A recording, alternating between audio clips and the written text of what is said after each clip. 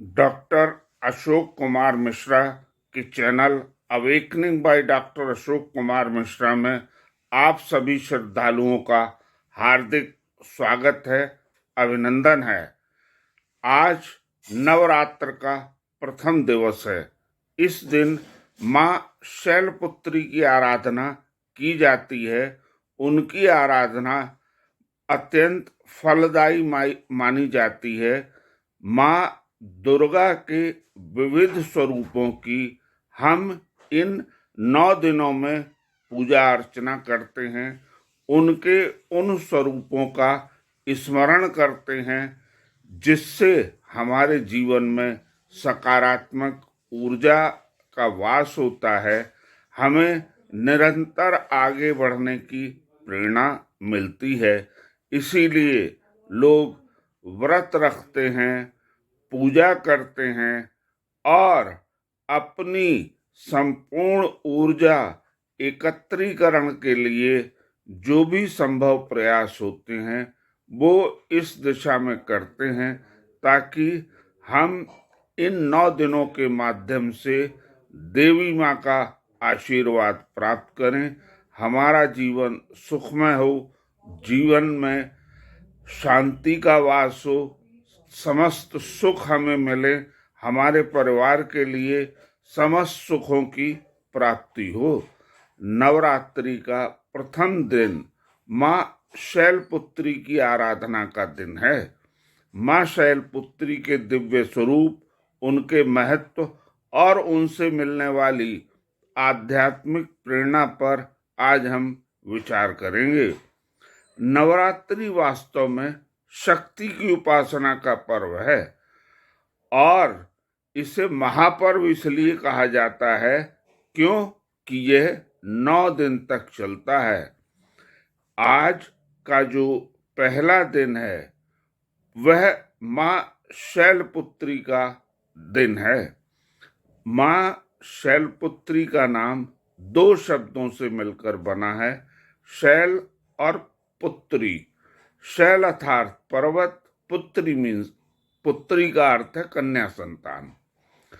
शैल अर्थात पर्वतराज हिमालय और पुत्री उनकी पुत्री, अर्थात पर्वतराज हिमालय की पुत्री हैं माँ शैलपुत्री।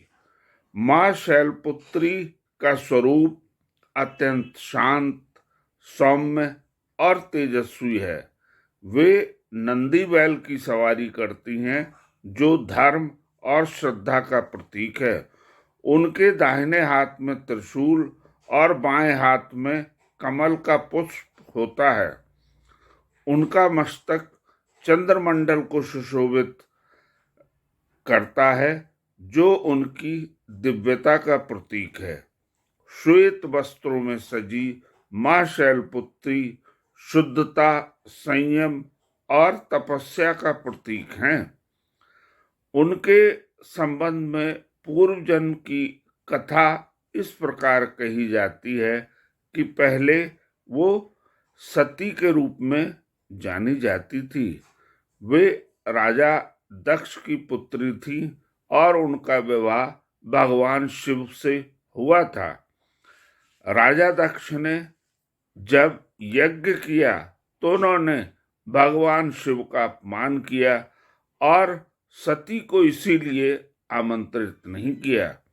जब सती ने इस बात को समझा तो उन्होंने इसी यज्ञ कुंड में अपने प्राण त्याग दिए, अर्थात जिस कुंड में यज्ञ हो रहा था उसी कुंड में सती ने अपने प्राण त्याग दिए।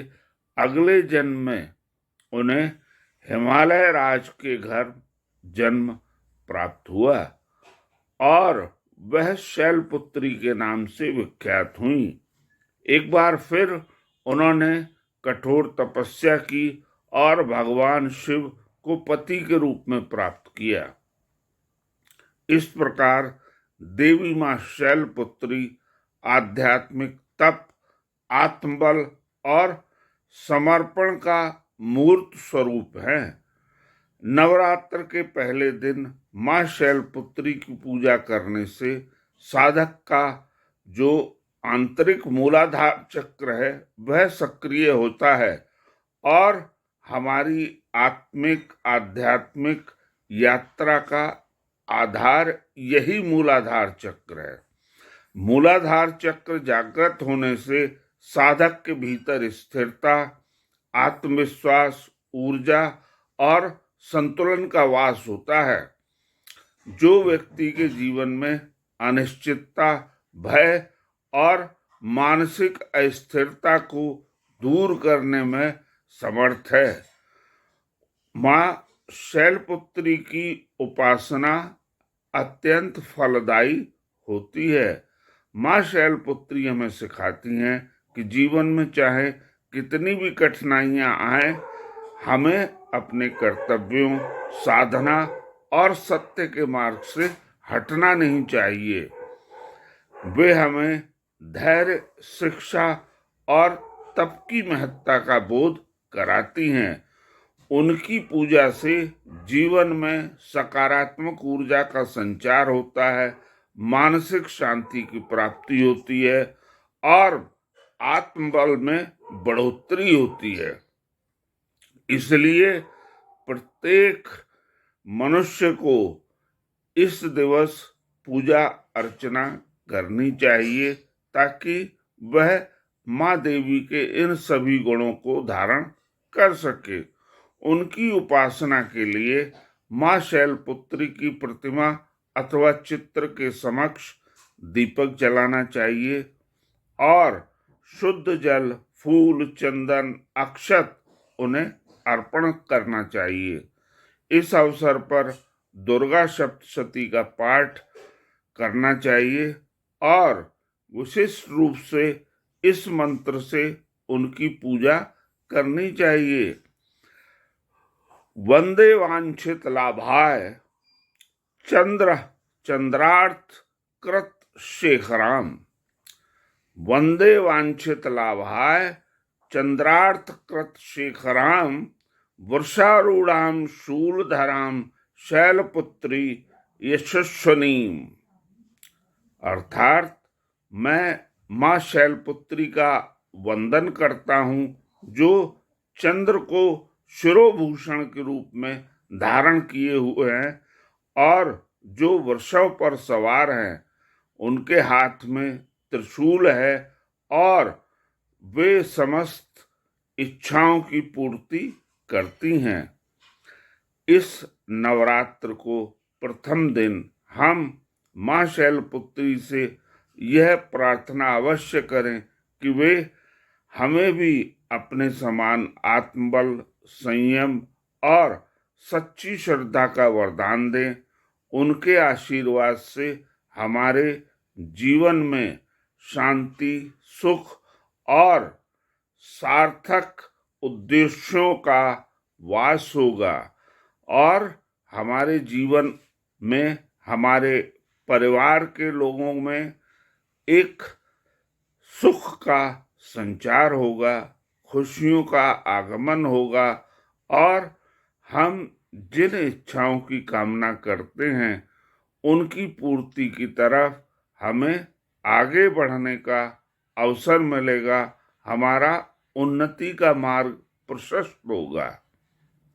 यदि आज का ये वीडियो आपको पसंद आया हो तो आप हमारे channel awakening by doctor Ashok Kumar Mishra को अवश्य सब्सक्राइब करें, लाइक करें, शेयर करें, कमेंट करें और इसी भांति अपना स्नेह देते रहें।